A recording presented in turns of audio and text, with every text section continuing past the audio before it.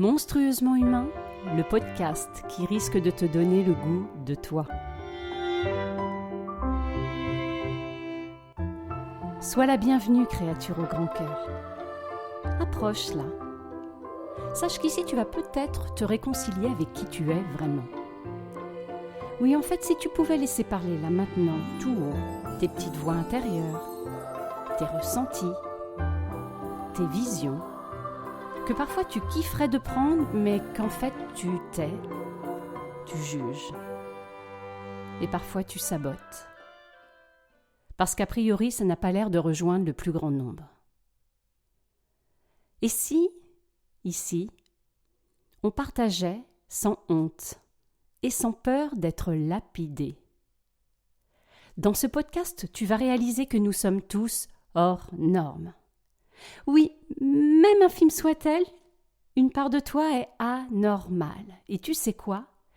Youpi! Réjouis-toi! Oui, parce qu'il est grand temps. Il est grand temps d'honorer nos singularités, nos regards différents, et de faire fructifier tout ça, et surtout de partager ce terreau-là au monde. Alors moi j'ai un rêve peut-être fou. Mais ce que je sais, c'est que ce rêve me fait me sentir vivante. Ce rêve, c'est celui de participer à l'effondrement du mur de la norme. C'est un peu mon mur de Berlin à moi. Alors je dis stop. Stop à cette recherche constante de l'approbation du monde pour valider notre existence. Oui, stop à cette normopathie assassine. Bonjour, je suis Audrey Jarnier, bienvenue dans le nouvel épisode de Monstrueusement humain. Lors de la préparation de mon dernier épisode, je me débattais donc à tenter de venir comme j'étais. Et je cherchais une petite chanson à interpréter, une chanson qui illustrerait mon propos.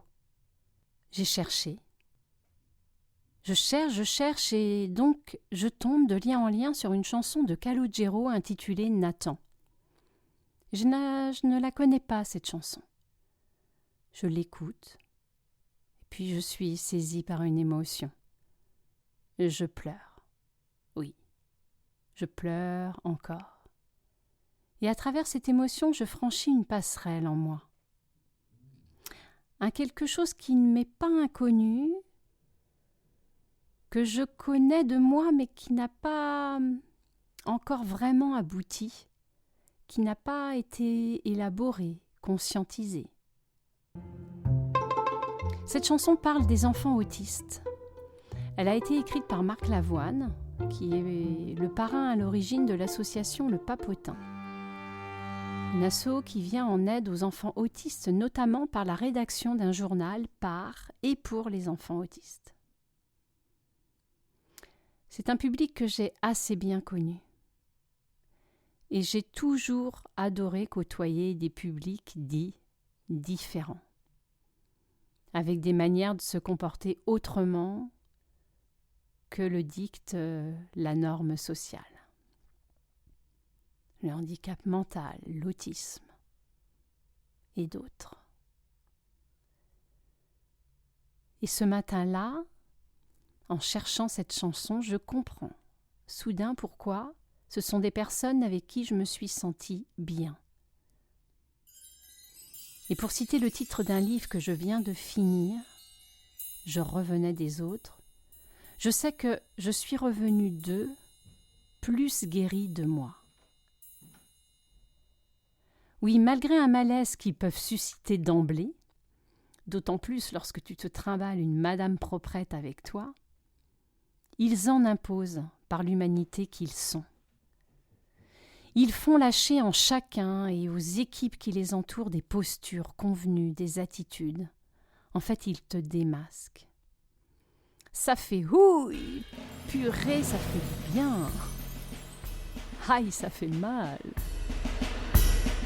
Et tôt dans ma vie professionnelle, j'ai vécu auprès d'eux.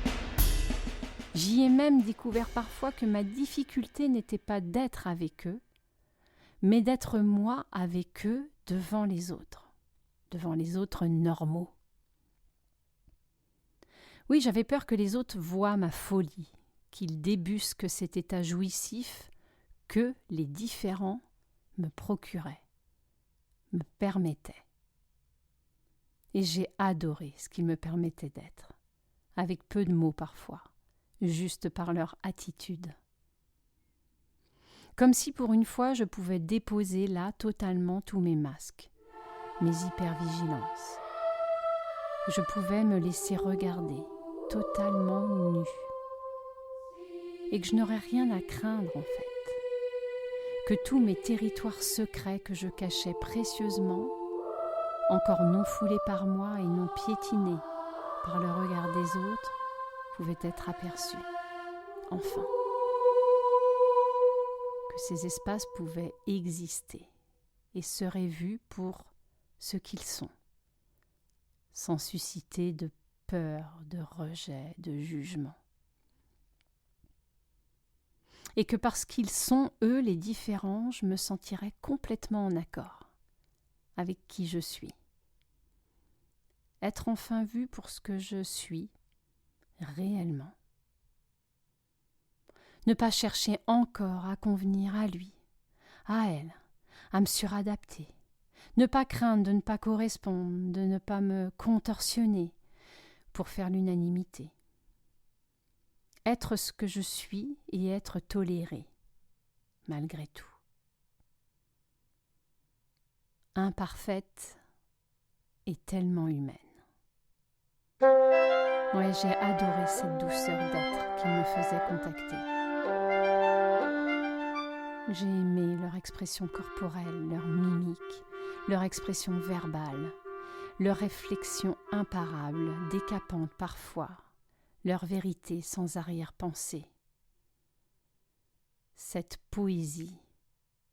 Des situations avec eux où je pensais réellement que tout allait s'écrouler, que je ne m'en remettrais jamais, où je sentais arriver un effondrement qui me ferait me barrer tellement je me sentais à poil. Et puis finalement, percevoir que c'était bon, que je respirais toujours, et que contre toute attente, je me sentais plus légère, moins oppressée. Ouais, je les aime parce que, sans volonté, juste par la simple puissance d'être ce qu'ils sont, ils ouvrent, ils autorisent. Et pour moi, c'est délicieux. C'est reposant. C'est apaisant de ne pas me poser de questions sur ce que je peux ou je dois être. Eux, ils peuvent t'accueillir avec ton hurlement, ton besoin de ravager, tes pleurs infinis qui ne veulent rien dire. Voyons, ça n'a pas de sens, ressaisis-toi. Mais merde, ils existent pourtant ces pleurs.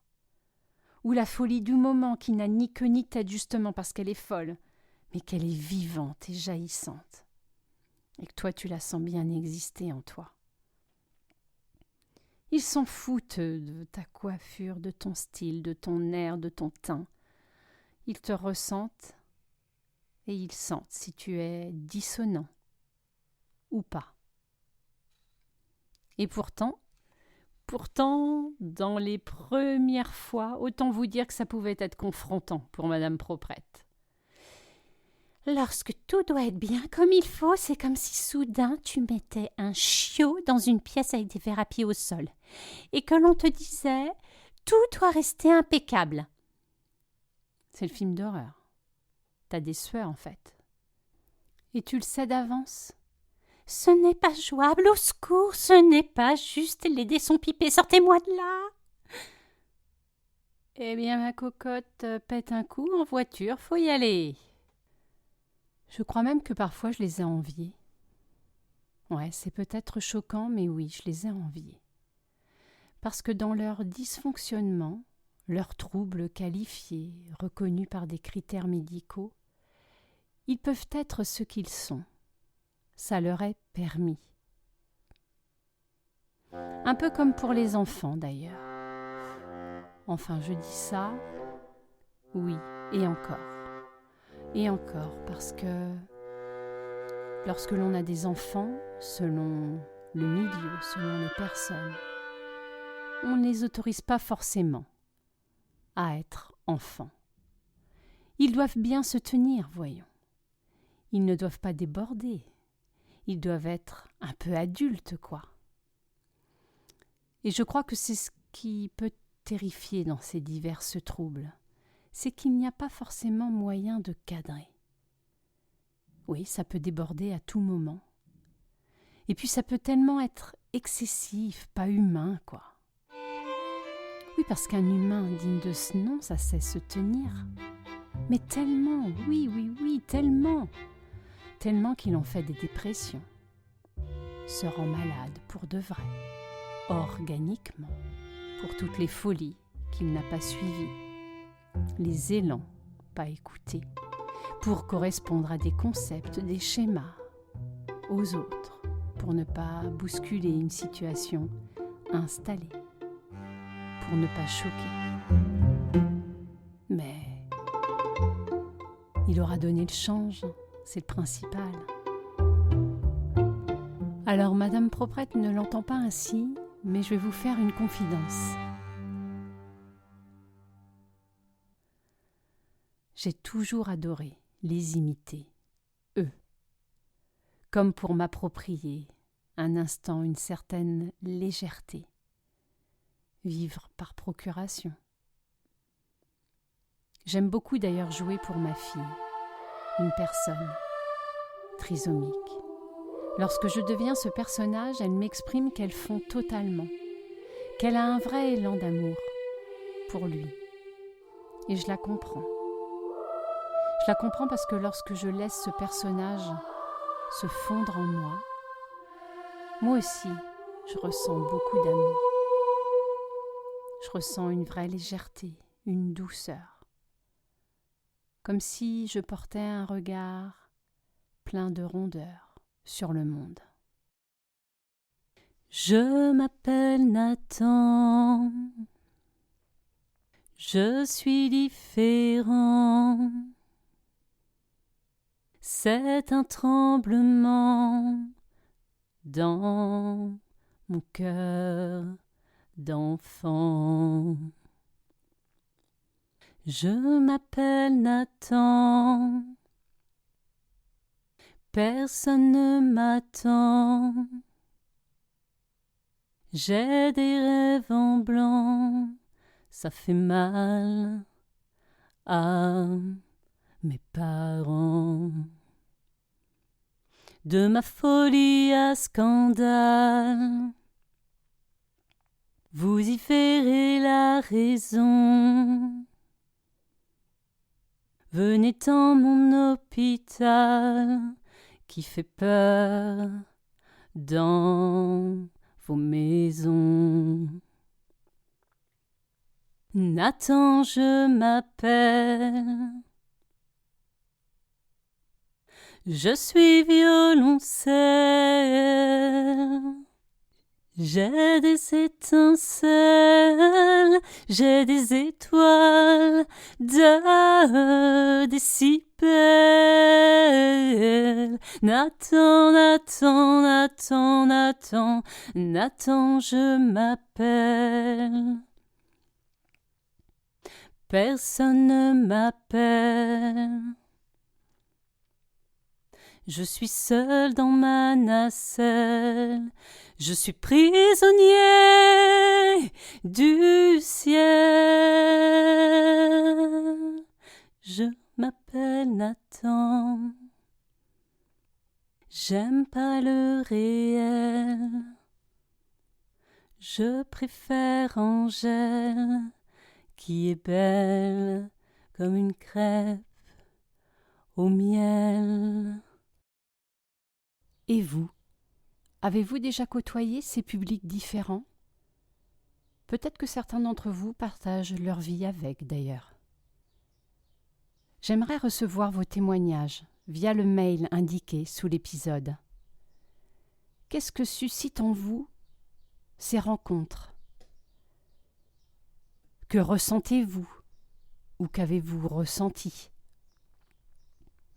Lors d'échanges ou temps de vie partagés, qu'avez-vous appris de vous à travers eux?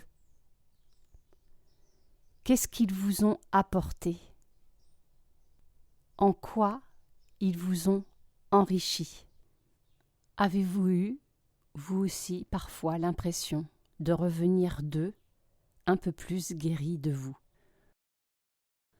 Vous pouvez retrouver Monstrueusement Humain sur toutes les plateformes dédiées au podcast, Deezer, Spotify, Apple Podcast et j'en passe. Certaines proposent des étoiles pour un meilleur référencement, alors n'hésitez pas. Et bien sûr, vous pouvez vous abonner via ces plateformes au podcast Monstrueusement Humain. Et puis, si il met un peu de joie dans votre cœur, peut-être qu'il sera un joli cadeau à partager avec d'autres. Alors n'hésitez pas, abonnez-vous et partagez. Et à bientôt pour de nouvelles aventures.